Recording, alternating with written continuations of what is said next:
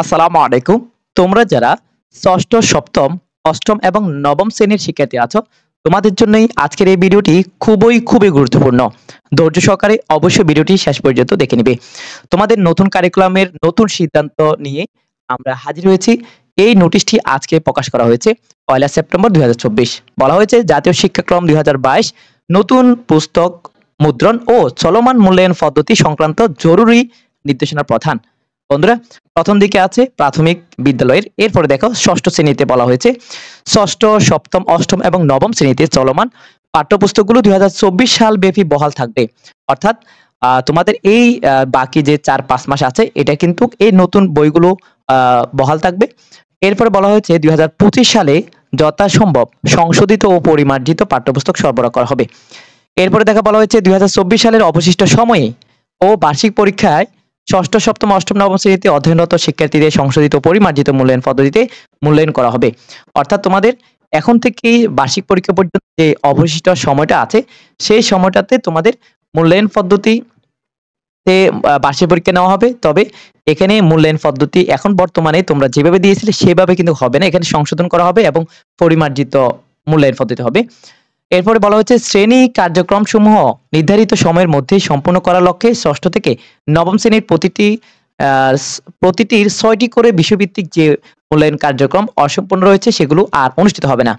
অর্থাৎ তোমরা আন্দোলনের আগে তোমাদের মূল্যায়ন হয়েছিল অনেকগুলো, আর আরো কিছু মূল্যায়ন বাকি ছিল। এই যে ৬টি করে বিষয়ভিত্তিক আরো বাকি ছিল ষষ্ঠ থেকে নবম শ্রেণীতে তোমরা যারা আছো, তোমাদের সেই মূল্যায়ন আর হচ্ছে না, সেগুলো বাতিল করা হয়েছে সেটা বলছে। এরপর বলা হচ্ছে সংশোধিত ও পরিমার্জিত মূল্যায়ন রূপরেখা ভিত্তিতে ডিসেম্বর নাগাদ ২০২৪ সালে ষষ্ঠ থেকে নবম শ্রেণীর বার্ষিক পরীক্ষা অনুষ্ঠিত হবে। অর্থাৎ তোমাদের এই যে এখন বর্তমান যে রূপরেখাটা আছে সেটা সংশোধন করবে এবং পরিমার্জনকৃত মূল্যায়নের রূপরেখা ভিত্তিতে তোমাদের ডিসেম্বর পর্যন্ত তোমাদের যেই এই বইগুলো থেকে যেই পাঠদান করা হবে সেখান থেকে তোমাদের বার্ষিক পরীক্ষা অনুষ্ঠিত হবে। আর এখানে কিন্তু বলা হয়েছে খুব শীঘ্রই তোমাদের বিদ্যালয়ে প্রেরণ করে দিবে। অর্থাৎ কিভাবে মূল্যায়ন নেওয়া হবে সেটি প্রেরণ করা হবে খুব শীঘ্রই। আমরা তোমাদের জন্য ভিডিওটা আপলোড করে দিব।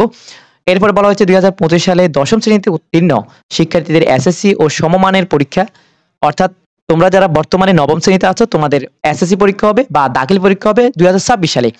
আর তোমাদের ২৬ সালে বই থাকবে পূর্বের ২০২৩ সালের যে বইগুলো আছে, অর্থাৎ বর্তমানে যারা দশম শ্রেণীতে আছে তাদের বইগুলো তোমাদের থাকবে। সেখানে বিজ্ঞান বিভাগ থাকবে, এরপর ব্যবসা বিভাগ থাকবে, বিজ্ঞান বিভাগ, মানবিক বিভাগ থাকবে। তোমরা এখানে দেখতে পাচ্ছ, নোটিশটা একটু পড়ে নাও তাহলে বুঝতে পারবে। এরপরে দেখো এখানে বলা হচ্ছে যে সকল পরীক্ষা ২০২৫ সালে নবম শ্রেণীতে উত্তীর্ণ হবে তাদেরকে জাতীয় শিক্ষাক্রম ২০২২ এর আলোকে শাখা, অর্থাৎ তোমাদের মানবিক, এরপরে তোমাদের মানবিক বিভাগ, ব্যবসা বিভাগ, এরপরে কি বিজ্ঞান বিভাগ, প্রত্যেকটি বিভাগে আলাদা ভাগ করে তোমাদেরকে বর্ণন করে দিবে, মানে যে যেটা নিয়ে থাকো। এবং তোমাদের ২৬ সালে কিন্তু ২০২৩ সালে যে বইগুলো আছে সেগুলোকে আরো মানে সংক্ষিপ্ত সিলেবাস আকারে করে দিয়ে তোমাদের মানে এসএসসি বা দাখিল পরীক্ষা অনুষ্ঠিত করাবে।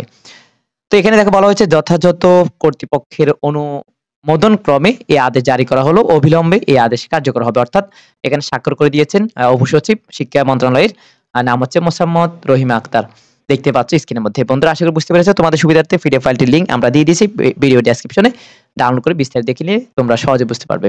আজকের ভিডিও এখানে শেষ করছি, তোমাদের বন্ধুদের মাঝে শেয়ার করবে। এখানে